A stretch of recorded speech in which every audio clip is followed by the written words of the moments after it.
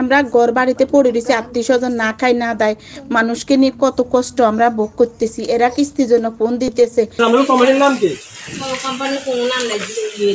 এটা হচ্ছে আশা কোম্পানির। দেশের দক্ষিণ পশ্চিম অঞ্চলের বিভিন্ন জেলায় ভয়াবহ বন্যায় অসহায় মানুষজন সীমাহীন দুর্ভোগে দিনাতিপাত করছে।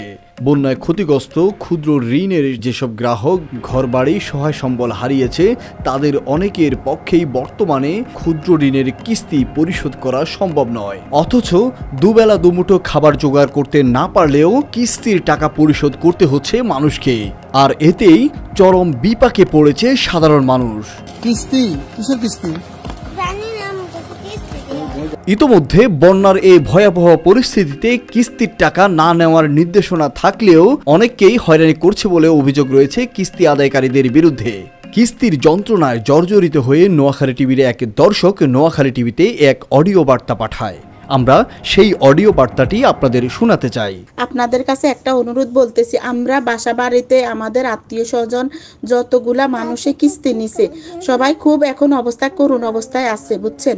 আপনারা এই কিস্তির জন্য বদ্ধ করার জন্য আপনাদের কাছে বিনীত অনুরোধ রইল, আপনারা সবাইকে বলে দেন যে এখন দেশের পরিস্থিতি নিয়ন্ত্রণ আসা পর্যন্ত কিস্তিওয়ালারা মানুষকে যেন হেনস্থ না করে, ফোন না দেয়, যেন কোনো কিস্তি না দেয়।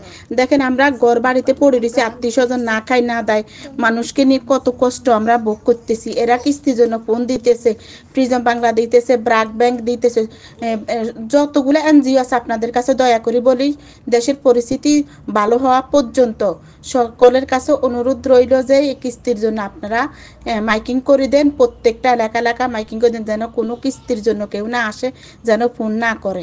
আমরা ফ্যামিলি নিয়ে বাল বাচ্চা নিয়ে অনেক কষ্ট পাচ্ছি।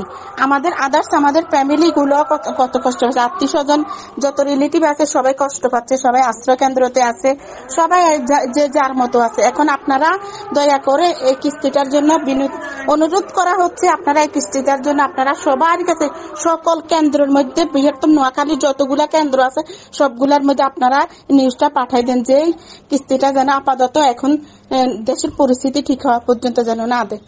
এটাই আপনাদের কাছে অনুরোধ রইল। আমরা বাসা বাড়িতে খুব কষ্ট করতেছি, যেটা লজ্জার কারণে কাউকে আমরা বলতেও পারতেছি না যে আমাদের মানিকতা কি আর বলবো। আমরা যদি মাসে যদি 15,000 টাকা বাসা ভাড়া দিতে হয়, আমাদের গ্যাস আছে, আদার্স অন্য খরচ আছে, এখন সব দিকে আমরা হিমশিম খাই যাচ্ছি, নিজেরা চলতেও কষ্ট পাচ্ছি। এখন যদি আমরা কিস্তিটা দিতে যাইতে হয় তাহলে আমাদের উপায় কোন দিকে যায় সেটা আপনারাই ভালোবাসবে, আপনারাই বুঝেন। লক্ষ্মীপুর আইডিয়াল আলিম মাদ্রাসা জাগতিক ও নৈতিক ইসলামী শিক্ষার সমন্বয়ে আপনার সন্তানকে সৎ, যোগ্য, আলেমে দ্বীন ও দেশপ্রেমিক সুনাগরিক হিসেবে গড়ে তোলার অঙ্গীকার নিয়ে লক্ষ্মীপুর আইডিয়াল আলিম মাদ্রাসা আছে আপনার পাশে। এখানে প্লে থেকে আলিম পর্যন্ত সাধারণ বিভাগ, বিজ্ঞান বিভাগ, হিফজুল কোরআন ও গার্লস শাখায় ভর্তি চলছে।